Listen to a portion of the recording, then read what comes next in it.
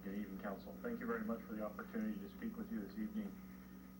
My job tonight is to introduce a unique partnership and a unique relationship that we want to propose to you.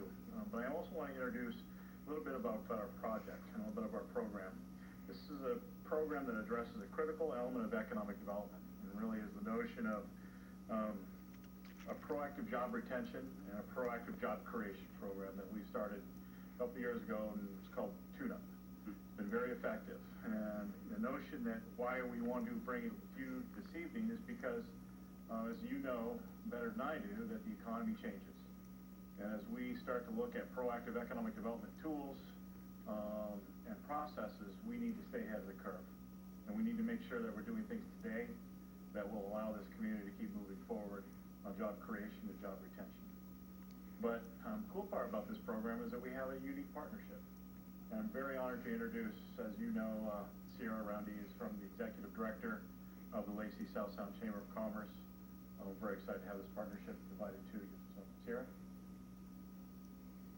Very briefly, when the EDC brought this to the Chamber's attention, I think it was unanimous by our board that we wanted to be a part of it. It's heartbreaking when you see businesses open up and then close so quickly because they don't have the tools or they just don't know what to do to stay open. And with this great program that the EDC has, these businesses will have the opportunity to learn how to stay open, how to do business, and then also create more jobs. And that is exactly what our city needs and the economy needs to keep moving forward. Thank you very much for your time. I'm Celia Nightingale, the director of the EDC Center for Business and Innovation. And I wish you could see that this we pulled off of the Lacey's website, the location Lacey. You can't really see behind there because I mean it really says a lot of what we're doing here. So we're really pleased to be here to present the Lacey Business Sustainability and Growth Program. Whoops. There. Okay. So this program addresses a problem. We at the Center for Business and Innovation know very, very well from working with hundreds, really thousands of businesses over the years, that many businesses, not just Lacey businesses, but many small businesses work short of their potential. A lot of them struggle for sustainability, many close, as you know, due to lots of inefficiencies, management missteps. They don't know what they don't know, too focused on working in their business to address that strategic direction and those management gaps. So we have this great opportunity for significant impact, providing Lacey businesses the skills and tools to achieve greater profitability.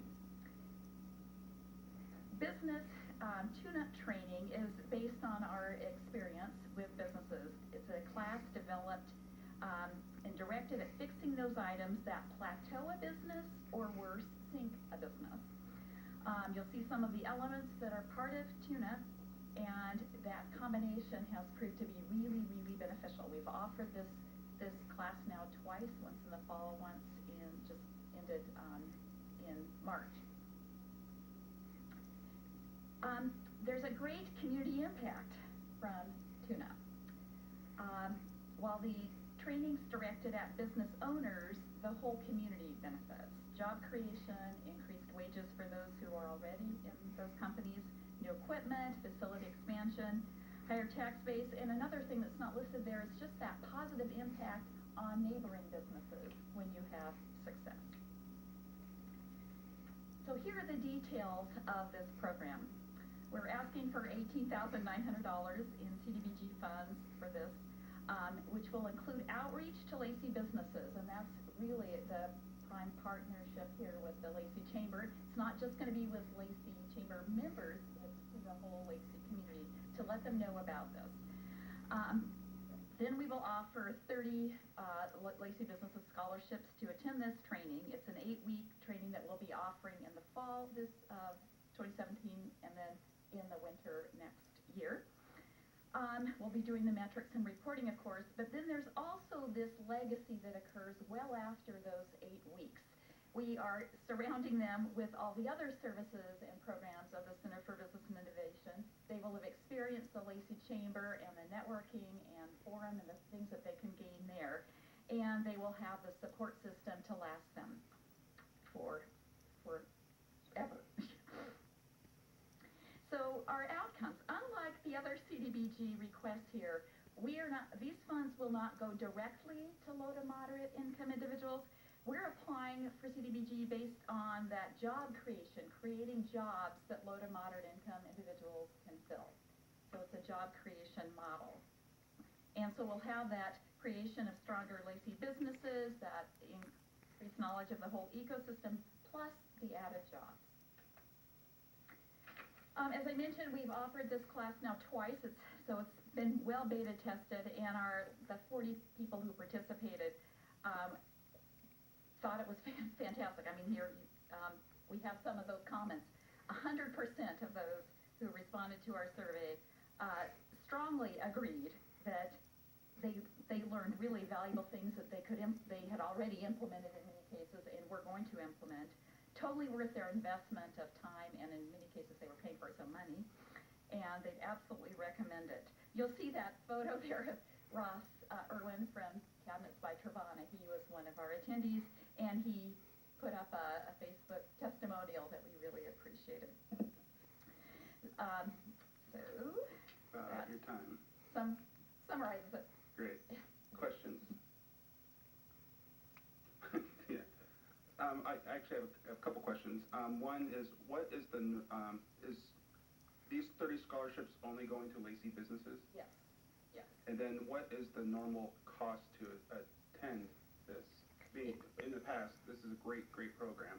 How much does it usually cost to attend? So we will be starting at our next cohort charging $450 for this 8-week class. Okay. And so this part of this money is going to be covering those costs, and the other is going to the outreach for the costs? Right. So there's no other overhead to the EDC other than the funds to the Lacey Chamber for their work. Their outreach work, and then the tuition to attend. Questions? Just a comment. I've seen far too many small businesses close. They offer great customer service, a great product. They just don't know how to run a business.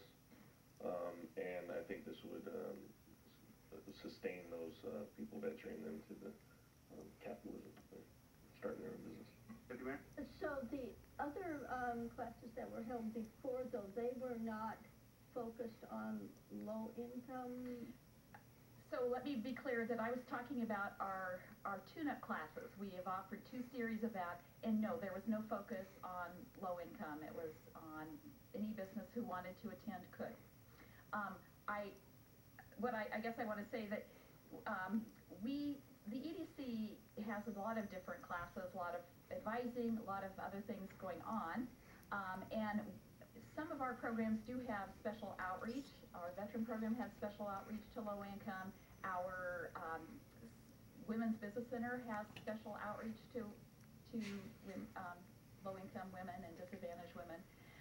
Lisa's Enterprise for Equity, what she described, is a great, more holistic program for folks who are, in addition to gaining skills to be in business, they add the element of kind of that whole change of mindset or change of moving out of poverty is more part of her programming than what we would have. But there's a lot of nice crossover there. Any other questions?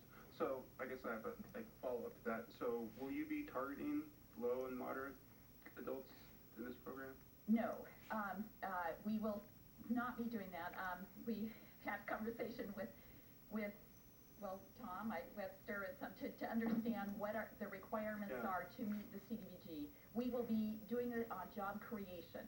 Our metric will be that we will need to create, I think for the amount of money we're asking, it's just we'll have to create 1 job to meet CDBG. That's not our goal, but that is am I right about that? Yeah. Okay. I was trying to figure out what the correlation with CBDG funding is. Job creation that a low to moderate income individual could take the job or is in the job. Just a quick follow-up from what you just said. How many jobs do you anticipate creating? What is the goal? So from our first cohort that we offered in September, October timeframe, I understand we did a quick survey and there were 5 new jobs.